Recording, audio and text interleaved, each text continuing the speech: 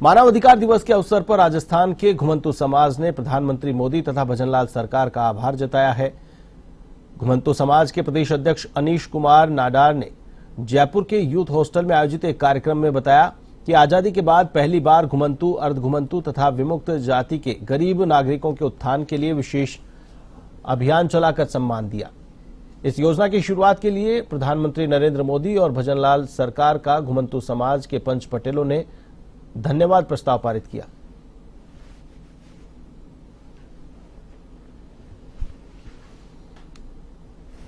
आरोप लगा रहे हैं कि कच्ची बस्तियों को पर्दा लगाकर ढाका जा रहा है। हकीकत में ये पर्दा पिछली सरकारों की विफलता पर ढाका गया है।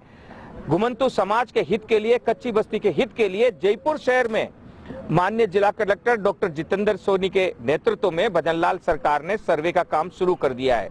सरकार भारत को बदल रही है और प्रधानमंत्री ने कहा है कि राजस्थान एक उदाहरण होगा और हकीकत में राजस्थान की कच्ची बस्तियां भी समाप्त होने वाली है। कच्ची बस्ती मुक्त भारत अभियान यहां से सरकार शुरू कर चुकी है। हम प्रधानमंत्री मोदी का धन्यवाद देने के लिए, भजनलाल सरकार का धन्यवाद देने के लिए और माननीय पंचायत राज मंत्री मदन दिलावर जी और अविनाश गहलोत सामाजिक न्याय अधिकारिता मंत्री, उनका धन्यवाद देने के लिए आज मानव अधिकार दिवस के दिन यहां एकत्रित हुए हैं। उन्होंने पूरी टीम झोंक दी। राष्ट्रीय आयुर्वेद संस्थान ने जयपुर जिला न्यायालय परिसर में देश के प्रकृति संरक्षण अभियान की शुरुआत की। सबसे पहले जिला न्यायाधीश अजीत कुमार हिंगड़ का प्रकृति परीक्षण किया गया। इस मौके पर जिला न्यायालय में कार्यरत समस्त कर्मचारी, अधिवक्ताओं एवं आने वाले परिवादियों का प्रकृति परीक्षण किया गया। देश का प्रकृति प्रशिक्षण अभियान को लेकर राष्ट्रीय आयुर्वेद संस्थान के कुलपति प्रोफेसर संजीव शर्मा ने कहा कि हमारे अच्छे स्वास्थ्य के लिए हमारे शरीर की प्रकृति को जानना हम सभी के लिए बेहद जरूरी है और जल्द से जल्द अधिक से अधिक लोगों का प्रकृति परीक्षण किया जाएगा।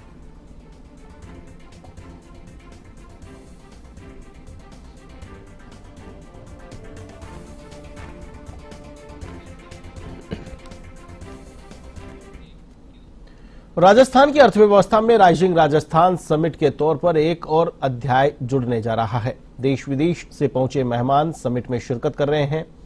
इसी सिलसिले में NIFT जोधपुर के निदेशक डॉक्टर GHS प्रसाद ने समिट में शिरकत की। उन्होंने कहा कि विकसित भारत की तर्ज पर अब राजस्थान भी राइजिंग राजस्थान के माध्यम से विकसित राजस्थान का सपना देख रहा है। प्रदेश में नई नई टेक्नोलॉजी के माध्यम से युवाओं को मौके मिलेंगे।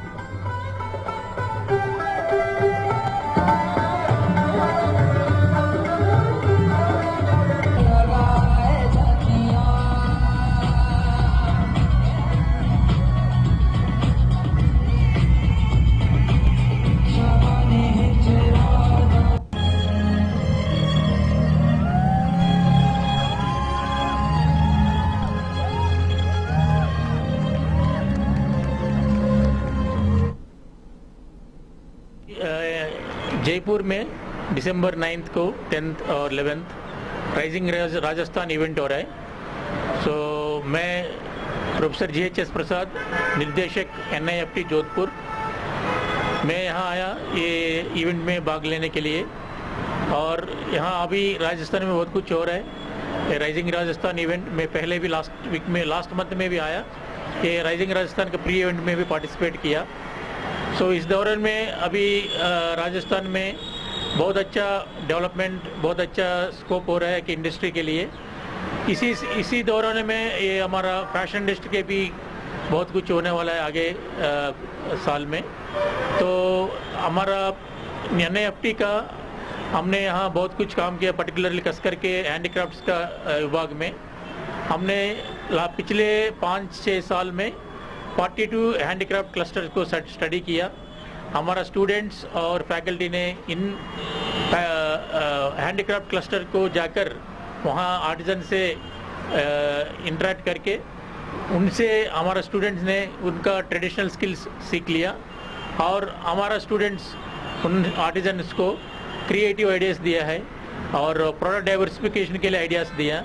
इनसे आर्टिजन्स को बहुत कुछ फ़ायदा हुआ है, नया प्रोडक्ट्स बनवाया उनसे। तो ये अच्छा बिक रहा उनका मार्केट में, उनसे उनका लाइवलीहुड बढ़ गया, इनकम बढ़ गया। इस तरह का हम हैंडीक्राफ्ट्स एरिया में बहुत कुछ काम। राजसमंद में रेलबगरा पुलिस ने बाइक चोरी के शातिर आरोपी को गिरफ्तार करते हुए चोरी की 7 बाइक बरामद की है। गिरफ्तार आरोपी अपने दोस्तों के साथ मिलकर बाइक चोरी की कई वारदातें कर चुका है। रेलबगरा पुलिस इंचार्ज प्रभु सिंह चुंडावत ने बताया कि आरोपी अपने साथियों के साथ मिलकर करीब 60 से ज्यादा बाइक चुरा चुका है।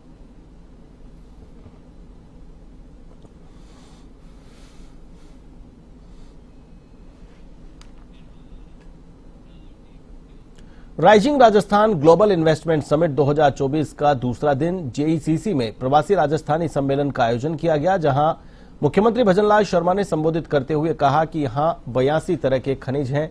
एमसेंट पॉलिसी 2024 लॉन्च की है। राजस्थान की नई यात्रा के आप भागीदार बन सकते हैं। शिक्षा, ऑटोमोबाइल, खाद्य संस्करण, डाटा सेंटर में भी निवेश के अच्छे अवसर हैं। राजस्थान में निवेश का माहौल बना है। मुख्यमंत्री भजनलाल शर्मा ने बड़ी घोषणा करते हुए कहा कि 10 दिसंबर को प्रवासी राजस्थानी दिवस मनाया जाएगा। दुनिया के मानचित्र पर प्रमुख स्थान पा सकता है। हमारी 8 करोड़ की आबादी उत्पादकों और सेवाओं के लिए एक बड़ा बाजार उपलब्ध करवा रही है। यह आबादी उद्योगों के लिए कुशल श्रम शक्ति का स्रोत भी बन रही है। राजस्थान का उत्तर और पश्चिम भारत के प्रमुख बाजारों में सीधा जुड़ाव रहा है। हाईवे का तीसरा एवं रेलवे का 5वां सबसे बड़ा नेटवर्क, 7 प्रमुख हवाई अड्डे और दिल्ली मुंबई फ्रेट कॉरिडोर राजस्थान को परिवहन के लिए अत्यंत सुविधाजनक स्थान बनाते हैं। भारत का सबसे बड़ा राज्य राजस्थान अब बड़े अवसरों की भूमि बन रहा है। आज इस अवसर पर मैं सभी को यकीन दिलाता हूं कि हम राज्य की अर्थव्यवस्था को 5 साल में दोगुना मतलब $350 बिलियन करने का संकल्प लेकर पूरी तेजी से कार्य कर रहे हैं, क्योंकि राजस्थान में संभावनाएं अपार हैं। इसलिए मैं कहना चाहता हूं राजस्थान में अक्षय ऊर्जा में अग्रणी और सौर एवं पवन ऊर्जा उत्पादन की अनुकूल स्थितियां हैं। यहाँ प्रचुर मात्रा में भूमि उपलब्ध होने के साथ ही वर्ष के 365 दिन सूर्य की कृपा भी हमारे पास रहती है। इसलिए हम इसमें भी बहुत आगे बढ़ेंगे। राज्य में हम अक्षय ऊर्जा उत्पादन को वर्तमान 30 गीगावाट को आगामी 4 वर्षों में बढ़ाकर 125 गीगावाट के लक्ष्य को प्राप्त करने के लिए व्यापक प्रयास कर रहे हैं। इस क्षेत्र में निवेश से एक तरफ पर्यावरण को फायदा होगा, वहीं दूसरी ओर लाखों लोगों के लिए रोजगार के अवसर भी पैदा होंगे।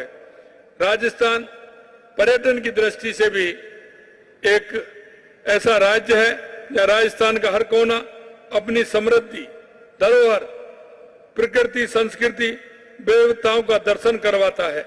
यहाँ वाइल्ड लाइफ, वेलनेस, वेडिंग एवं धार्मिक पर्यटन के बढ़ने के कारण होटलों की मांग तेजी से बढ़ रही है। हमने रिप्स 2024 में स्टैंडर्ड सर्विसेज पैकेज के तहत इंसेंटिव के लिए पर्यटन में निवेश की न्यूनतम सीमा 50 करोड़ रुपए से घटाकर मात्र 10 करोड़ रुपए कर दी है। राजस्थान में प्रतिवर्ष करोड़ों देशी पर्यटक आते हैं और यह संख्या बहुत तेजी से बढ़ रही है। राज्य के कई क्षेत्रों में जैसे खाटू श्याम जी, सालासर जी, ताल छापर, सरिस्का, रामगढ़, बिजदारी जैसे क्षेत्रों में तत्काल होटलों की आवश्यकता को देखते हुए आप में से इच्छुक निवेश इस तरफ विशेष रूप से ध्यान दे सकते हैं। जयपुर में स्वास्थ्य के उत्पाद उपलब्ध करवाने के उद्देश्य से वर्टेक फार्मेसी की पहली ब्रांच का किंग्स रोड निर्माण नगर में शुभारंभ किया गया। कार्यक्रम के मुख्य अतिथि भाजपा के प्रदेशाध्यक्ष मदन राठौड़ रहे। वहीं विशिष्ट अतिथि धर्म जागरण समन्वय के रामप्रसाद थे। के टांक ने बताया कि देश भर में 1000 ब्रांच खोलने का लक्ष्य है। एमडी सुरेंद्र टांक ने बताया कि इस अवसर पर पूर्व कैबिनेट मंत्री रामलाल जाट, जीएसटी कमिश्नर सुमित कुमार यादव सहित कई गणमान्य मौजूद थे।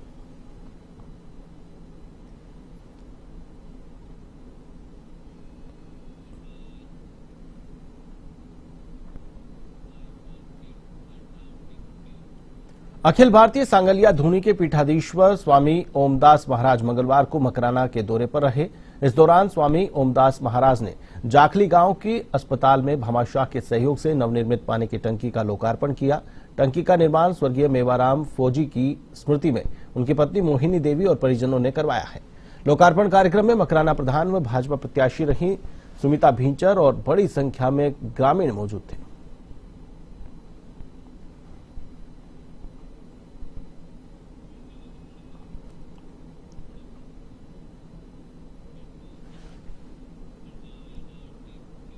भरतपुर में मंगलवार को राजस्थान युवा महोत्सव का ब्लॉक स्तरीय कार्यक्रम यूआईटी ऑडिटोरियम में उपखंड अधिकारी राजीव शर्मा की अध्यक्षता में प्रारंभ हुआ। कार्यक्रम में मुख्य अतिथि भाजपा के जिला अध्यक्ष मनोज भारद्वाज रहे। विशिष्ट अतिथि सतीश सोगरवाल, प्रधान प्रतिनिधि व नगर निगम पार्षद रूपेंद्र जघिना रहे। कार्यक्रम के दौरान ब्लॉक स्तरीय विद्यालयों के विद्यार्थियों ने 25 विधाओं में अपनी प्रतिभा का प्रदर्शन किया। इस मौके पर एकल व सामूहिक नृत्य आकर्षण का प्रमुख केंद्र रहे। कार्यक्रम के दौरान 1040 बच्चों ने पंजीकरण कराया। अपने विचार प्रस्तुत करना चाहते हैं। आपने जानना होगा कि हमारे माननीय श्री नरेंद्र मोदी जी ने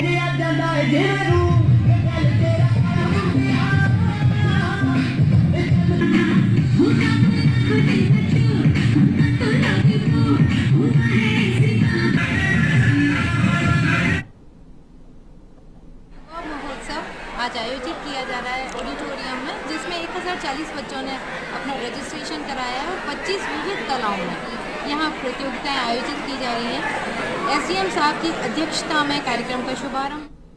भरतपुर में प्राचीन समय में बने पानी के कुंडों के बदहाली के दिन बदलने को है। प्रशासन के द्वारा इन प्राचीन कुंडों की दशा बदलने की दिशा में कार्य प्रारंभ किए जा चुके हैं। शहर के लगभग 2 दर्जन कुंडों का सौंदर्यीकरण का कार्य यूआईटी के द्वारा किया जा रहा है। वहीं इनमें से कुछ कुंडों को केंद्र सरकार की महत्वपूर्ण अमृत योजना से जोड़कर सुधार करने की योजना बनाई गई है, जिसमें करोड़ों रुपए के बजट से शहर के लोगों को अब साफ सुथरे पानी के कुंड देखने को मिलेंगे।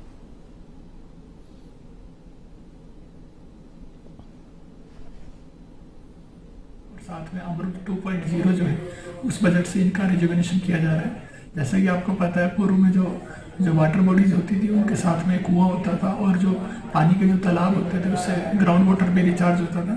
बट विद जो अर्बनाइजेशन के कारण सारे गंदगी के पॉइंट बन गए, जिसमें लोग कचरा वगैरह गिरने लगे। तभी जो भरतपुर के सभी जो वाटर बॉडीज हैं इस तरह की उनको टेकअप किया गया, जिसमें उनकी डिसेटलिंग की जा रही है। साथ में स्टॉर्म बीचिंग के साथ उनको विकसित किया जा रहा है, ताकि जो आम जनता के लिए और उसको लोगों में अडोप्ट का भी रखा जाएगा, ताकि कुछ भी जो एनजीओज हैं, कुछ ग्रुप्स काम कर रहे हैं, स्वयंसेवी संस्थाएं, वो उसको अडोप्ट करें और उसको मेंटेन रखें। इसमें मुख्यतः जैसे आप देखेंगे एसपीजेड कुंडा है, साथ में एमएसजे कुंडा है, लक्ष्मी नगर कुंडा है, हनुमान मंदिर कुंडा है जो आरबीएम हॉस्पिटल के पीछे है। इसके अलावा गोलमोल बगीची का, ब्रह्मचारी बगीची का, हीरादास का और सेवर का, ये चारों अमृत 2 में लिए जाए। भरतपुर में शिक्षकों के खाली पदों पर समायोजन किया जा रहा है। एक और राज्य सरकार के इस फैसले से उन बच्चों को भी फायदा होगा जहां शिक्षकों की कमी से स्कूलों में पढ़ाई नहीं होती, लेकिन दूसरी ओर समायोजन के तहत दूसरी जगह भेजे जा रहे शिक्षकों को लेकर छात्र छात्राओं का विरोध प्रदर्शन भी देखने को मिल रहा है। भरतपुर जिले के गांव नगला भगत स्थित राजकीय महात्मा गांधी उच्च माध्यमिक विद्यालय के मुख्य गेट पर शिक्षकों के समायोजन के तहत अन्य जगह भेजने को लेकर ग्रामीण और बच्चों की मांग है कि शिक्षकों के समायोजन पर रोक लगे और इस विद्यालय में पहले के शिक्षकों को पदस्थापित किया जाए।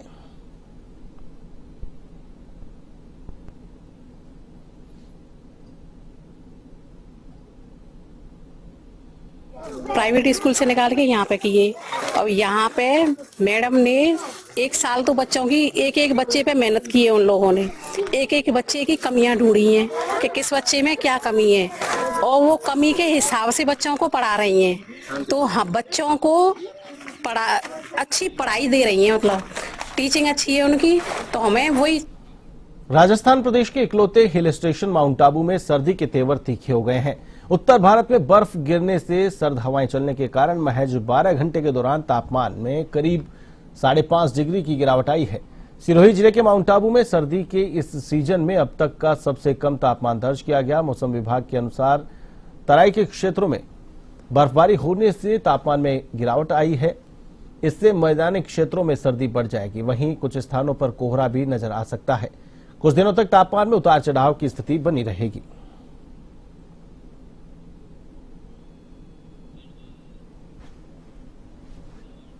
चित्तौड़गढ़ जिले के बेगू थाना में तैनात एक कांस्टेबल ने पहले महिला कांस्टेबल को गोली मारने के बाद खुद को भी गोली मार दी। दोनों प्रोबेशन काल में हैं। दोनों घायलों को चित्तौड़गढ़ के जिला चिकित्सालय लाया गया, जहां पर उनकी हालत गंभीर बताई जा रही है। सूचना मिलने पर जिला पुलिस अधीक्षक सुधीर जोशी के साथ जिले के शीर्ष पुलिस अधिकारी भी चिकित्सालय पहुंचे। इस घटना के बाद जिला चिकित्सालय में पुलिस ने आपातकालीन दरवाजे को बंद कर दिया है, जिससे अन्य मरीजों को परेशानियों का सामना करना न पड़े।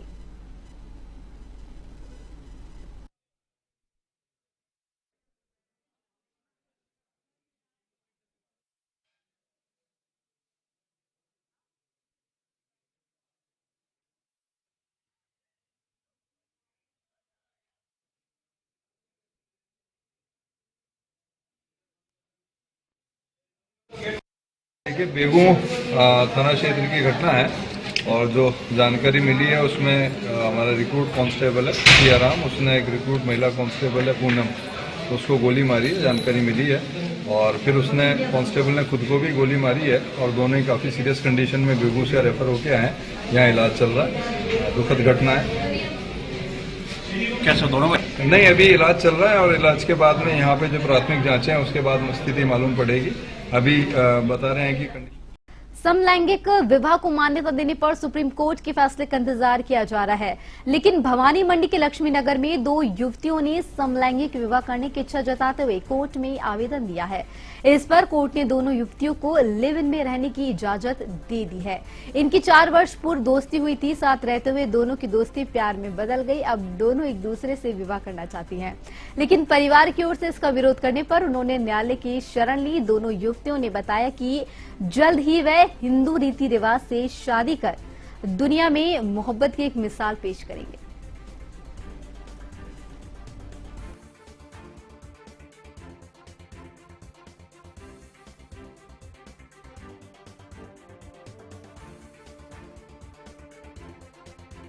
एसीबी ने जैसलमेर जिले के देवीकोट में डिस्कॉम जेईएन कबीराराम और जेएन के ड्राइवर त्रिपाल राम को गिरफ्तार किया है। उन्हें 30,000 रुपए की रिश्वत राशि के साथ गिरफ्तार किया गया है। जोधपुर स्पेशल एसीबी की टीम कार्रवाई कर रही है। जेएन ने परिवादी शकूर खान से कृषि कनेक्शन में ट्रांसफार्मर बदलने और विद्युत पोल नहीं हटने को लेकर रिश्वत की राशि ली थी। जेएन ने अपने ड्राइवर त्रिपाल राम के माध्यम से यह रिश्वत राशि ली थी। ड्राइवर त्रिपाल राम जेएन कबीराराम के रिश्ते में साला लगता है।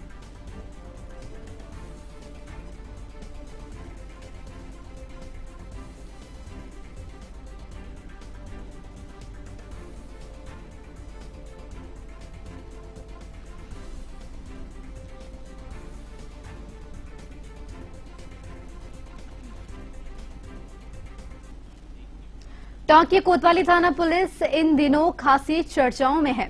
चर्चा का कारण है कि एक वायरल वीडियो जिसमें थाने के बाहर एक युवक पुलिसकर्मी को पीटते हुए दिखाई दे रहा है।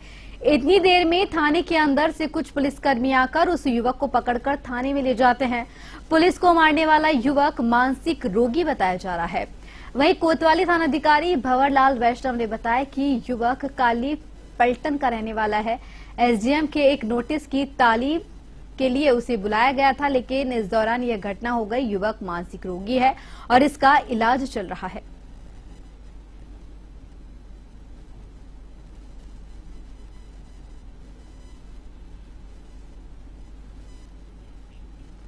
राजसमंद जिले में नियुक्त प्रशिक्षु आरएएस अधिकारी लतिका पालीवाल का श्री एकलिंग नाथ पालीवाल सेवा संस्थान पदाधिकारियों ने स्वागत किया। जिला कलेक्ट्री पर संस्थान के पदाधिकारियों ने इकलाई और एकलिंग नाथ भगवान की छवि भेंट कर उनका स्वागत किया और उनके उज्जवल भविष्य की शुभकामनाएं दी। इस अवसर पर संस्थान के अध्यक्ष हगामी लाल पालीवाल सहित समाज के बंधु उपस्थित रहे।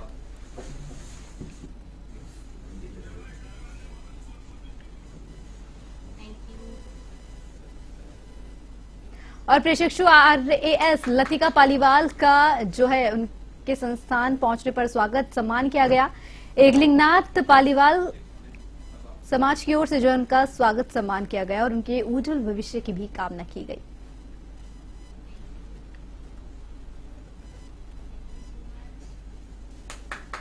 के कंटालिया गांव में दर्दनाक हादसा हो गया।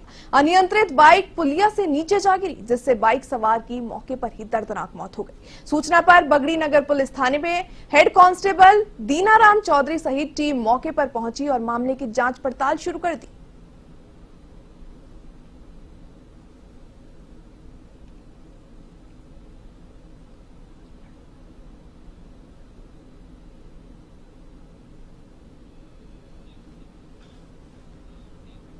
डूंगरपुर जिले की बीछीवाड़ा पंचायत समिति की ग्राम पंचायत धामोद में तैनात ग्राम विकास अधिकारी की मनमर्जी से आमजन परेशान दिखे।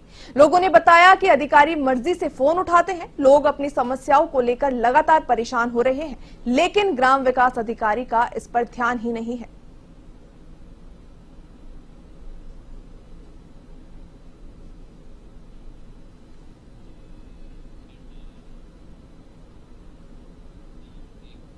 राजस्थान राज्य विधिक सेवा प्राधिकरण जयपुर और जिला विधिक सेवा प्राधिकरण झालावाड़ के दिशा अनुसार मानव अधिकार दिवस के अवसर पर अधिकार मित्र गोविंद लाल मेहरा ने विधिक जागरूकता एवं साक्षरता शिविर का आयोजन किया।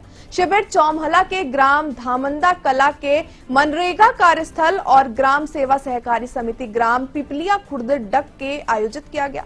इस अवसर पर अधिकारी मित्र ने आमजनों को कानूनी अधिकारों, पोर्टल और कार्यस्थल पर महिलाओं के लैंगिक शोषण पोस्ट एक्ट के लेकर जानकारी साझा की।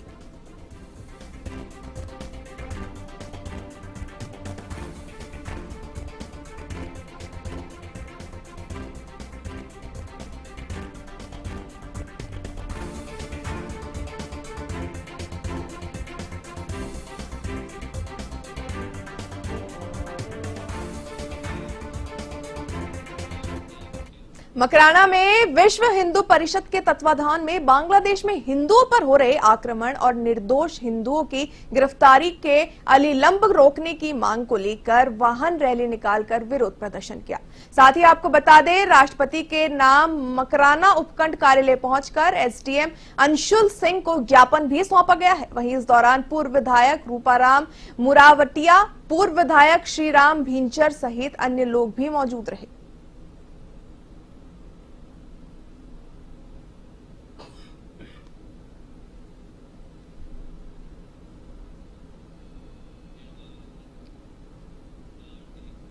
राजसमंद जिले की कोयल पंचायत के भवानी की भागल गांव के ग्रामीणों ने चारागृह जमीन पर हो रहे अतिक्रमण के विरोध में जिला कलेक्टर को ज्ञापन सौंपा और अतिक्रमण हटवाने की मांग उठाई है। ग्रामीणों ने बताया कि चारागृह जमीन पर भूमाफियाओं ने अवैध अतिक्रमण कर रखा है। ऐसे में आज जिला कलेक्टर को ज्ञापन सौंपकर अतिक्रमण हटाने की मांग की गई है।